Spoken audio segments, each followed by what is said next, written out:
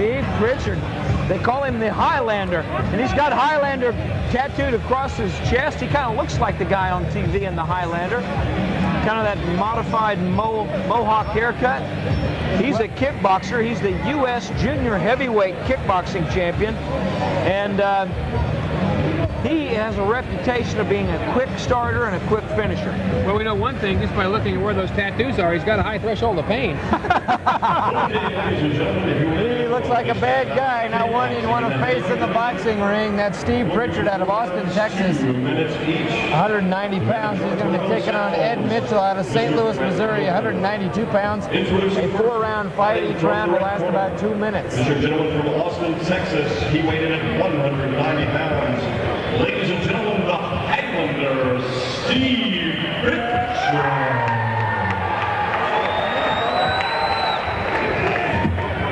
And introducing his opponent this evening, ladies and gentlemen, this man fighting from the blue corner from Granite City, Illinois. He weighed in at 192 pounds. Ladies and gentlemen, let's hear it for Ed Mitchell. 4 rounds kickboxing in the heavyweight division. Well, this is fought under the kickboxing rules, but it's a part of the ongoing heavyweight bash. The winner of this one will go on in the heavyweight tournament. And on the next trip to Tulsa, they'll be fighting under freestyle fighting rules. This is a kickboxing qualifier. Now, these guys, obviously, as heavyweight scale, are a little bit slower, but we should see some pretty good power, right? I think we'll see the Highlander as a heavy hitter. I think we'll see Ed Mitchell try to do a side stance and use the karate kicks to keep him away. Round number 1 underway. And obviously, Steve Pritchard, the one who has the tattoos on his back, throws a couple of nice leg kicks right off the bat to the head of Mitchell, who looks right now to be outclassed. He made a big mistake there, turning his back, and I'm surprised at that because Mitchell is a veteran of 30-some kickboxing fights. He's been in a ring, he's been around. Did a good job of covering up Dale, and at least he's trying to use the leg to keep him away. Yes, sir. Mitchell bullies his way in and slows down the action of the ropes as they start back up again. Boy, Pritchard carries some power in that leg. He does, and I think that's what has Mitchell a little bit on the defensive. It's not the look. You know, after the first 30 seconds, all the intimidation is over. It's can you fight or not? And I think at this point, Pritchard is showing that he is wanting this fight. He's an aggressor. He wants to get some respect in early. And referee Copeland stepping in, breaking things up as they clinch. Beautiful tattoos on Pritchard. A little too painful looking for me. That's what maybe it should be Apollo Cook's Karate and Tattoo Parlor, Dale. You might make some money on the side with a guy like that. I'd want to tattoo Apollo's Karate on everybody's forehead. Good move by the referee to get out of the way of that one. Nice little clinch and kick there. Nice Mitchell went down quickly. Little sweep to the leg, that's all that was. It wasn't really a knockout. Pritchard really, I think his strength obviously is in his hitting power with his hands. He's digging some good body shots and worked a couple of good shots to the head. I'm not sure what Mitchell's strong points are. I don't know if we've seen them yet. Well, I think bravery is number 1. He hasn't backed away. He's at least pushed him into the ropes and stayed after it. He could have very well just run from him, and he hasn't. You're right about that. We'll see what he can do in round number 2. He looks a little confused, though, after 1 round. Round number 2 underway. Steve Pritchard out of Austin, Texas, going right after Ed Mitchell with the legs right off the bat. Ooh, good exchange of punches there by both fighters. They both look good and aware. Both look like they can take a punch. Well, I don't think Mitchell knows exactly what to do when his back's hit the rope. That's the times I've seen him look like he was confused and scared. And Pritchard definitely has some power in those hands, so there's something there to be concerned about. I think the haircut is what scares me the most. Which guy, the fighter or the referee? I kind of like the referee style. I think if I come back for my 100th fight, I'm going with the bald look because it's macho, it's cool these days. And so is the left hook by Steve Pritchard. Now you can do that when they're down, can you not? Can he kick him when he's down? Well, here's the rule. Once his gloves hit the mat, you cannot touch him. Until the gloves hit the mat, he's fair game for punch, kick, or knee. So if he's on his backside with his hands up in the air, you can he's in deep trouble. That's when you turn over.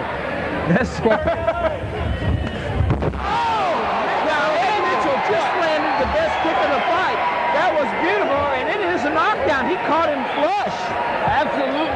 and it was Mitchell was using that leg the whole time, Dale, and it just Yes, happened sir. in the right place. This could be a turning point. You know, it's a high risk to throw that high kick unless you set it up. But if you land it, it can turn the fight around for you. It looks like all he did was make Pritchard mad. And he keeps trying to use that sweep to knock Pritchard off his feet. Now, the referee did a good job there breaking him. Neither one of these guys, though, are taking much advantage of the knee, Dale, and they've been in the position to be able to do that. You're right. You're right. I hadn't noticed that until now. We haven't seen a knee by either fighter. Ed Mitchell's background is the full contact or PKA version of kickboxing, so he's not used to throwing a lot of knees. Steve Pritchard's background is boxing, and of course kneeing is frowned on there, so maybe neither guy feels comfortable enough to use it, even though it is legal. That one wasn't bad. Round number 3 of 4 between Steve Pritchard and Ed Mitchell here at the Convention Center. I'm Mike Ziegenhorn. Alongside me, Rick Corey, 5-time world kickboxing champ Dale Apollo Cook. You know, Zig, there's something I've been wanting to tell you for, 3 years. We've worked together, we've spent time together. I love you, man. Sincerely, it's been a lot of fun working with you and Rick. You guys have been real professionals. I think we saw an illegal elbow. But Pritchard said he got it with the elbow. The referee is calling it a knockdown. Oh boy, we got controversy. Well, if I were Mitchell, I'd cover up because Pritchard's mad now. And it looked like to me, Dale, that there was a little bit of elbow in there, but it wasn't purposeful. He was trying to get the fist. Yeah, Pritchard's going after him now. This fight is sure evened up. If you give Mitchell a 10-8 round by virtue of that kick knockdown in the second round, he's winning this fight. It's back-to-back rounds he's done that, right? Yes, sir. Well, and I'm just impressed with Mitchell just staying in there because it looked Absolutely. It was like looking bad in round 1, wasn't it, Rick? He's smiling at him now. Well, he's not really smiling. I noticed when he started the fight, that's just the way he holds his mouth with that mouthpiece. And if you're the other fighter, that's got to either irritate you or intimidate you. I don't know which. The Highlander there, Pritchard, he looks like a fighter, doesn't he? He's got the look in his eye and the cut and the twos. He's the complete package as far as looks, and he hits hard, but he's having trouble with the cagey veteran and Ed Mitchell. Mitchell doesn't have the body, he doesn't have the power, but he's been around the block. Well, he's fighting very smart. He's taking the opportunities given him. Now, how do you score this? It looked like Mitchell missed a punch and fell down, and it got countered as a knockdown. Pritchard's got a little redness above the left side of his eye near his temple. Now, how do you score that? Because both fighters have knocked the other one down. Well, that makes it an even round at this point. So what do we got? 30 seconds or 10 seconds, whatever, to determine the winner? Another kick in the ear. That's the kick that knocked him down earlier. I tell you what, that's a tough round to score. Some wild action. I hate to be critical. No. That would be a 10-10 round. If both guys scored a knockdown, it's a 10-10 round. Unless you can take the balance of the round after the knockdowns and give it to one guy or the other, but in 10 seconds, there's no way to do that. Honestly, I hate to criticize the referee, but even though I love his hairstyle, he did 2 bad calls on the knockdown. One was an illegal elbow, the other one was pretty much a missed punch. So thank God it balanced out and it'll all be fair in the end. But we got 1 round to go, and who knows who's winning? I don't know. This should be pretty close to even. If you count the 10-8 both ways, you count that round there, this ought to be a dead even round, a dead even fight. And there's money on the line here. The loser is out of this heavyweight bash tournament. The winner continues on for the big bucks. There's a lot on the line, and this 4th round should determine who wants it. This is the 4th and final round between these two guys. They're going to have a lot of training to do before the next one because they got to get into the freestyle. I love that sound. Wow. That is the sound of a shin digging into the thigh as one opponent lands a great kick to the leg. That's not like a firecracker. It hits That's so right. hard. It's got Mitchell standing real sideways. I wouldn't be surprised to see him change and put his other leg in front. The left leg's got to be hurting. There he slipped and wisely covered up his face as he landed right at Pritchard's feet. Well, Mitchell does the same thing every time he throws that kick and ducks and goes the other way. And Pritchard's gone over the top. If he comes underneath once, Dale, he's going to knock him about 3 feet off the ground. When Ed Mitchell squares up and faces his opponent and throws punches, he does pretty doggone good. Well, the problem is he keeps trying to box sideways, and you're a one-fisted fighter when you do that. It's going to be punch and grab when you stand sideways. In fairness, though, that leg has probably kept him alive in this fight. Yes, you're right. Using that long side kick, it got him the knockdown. there's a minute to go in this one, and Pritchard seems to be the aggressor, and he's landing the better punches right now. Mitchell, when he's back in the grab, just pretty much just wants to get the action calmed down so he doesn't get knocked out, is what it looks like. Point away from him. Uh-oh. Hold. We have a penalty point against Ed Mitchell for holding, just for what you're saying. He's trying to survive. He's trying to hold and last out instead of trying to fight back. 30 seconds to go in this Well, fight. we've had each guy scored a knockdown. We had a penalty point. Who knows who's winning this one? I've lost track.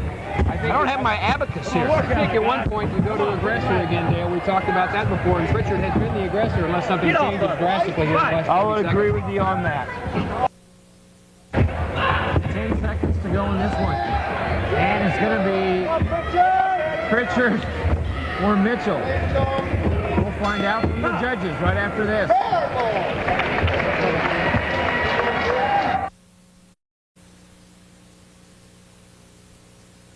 Yes, sir.